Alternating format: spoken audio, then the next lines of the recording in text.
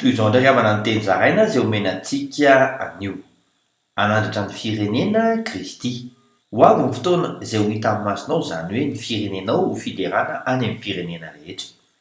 Araka voasoratra amin'izay efa nitako fatelo andiny faharoapolo amin'ny anaran'i Jesosy hoe amin'izany androany hitondrako anareo miditra, eny amin'izany androany no hanangonako anareo, fa ataoko anarana sy ho fiderana any amin'ny firenena rehetra amin'ny tany ianareo. Raha ampidiko avy amin'ny fahababony ianareo, ka ho hita amin'ny masonareo izany ho Jehovah. Anafay an'izay nampahory anao ny Tompo. Araka voasoratra amin'izay efa nitako fatelo andiny faha-30 amin'ny anaran'i Jesosy hoe indro asiako amin'izany androany izay rehetra nampahory anao, hovinjaiko ny mandringa, ahoriko ny roahana.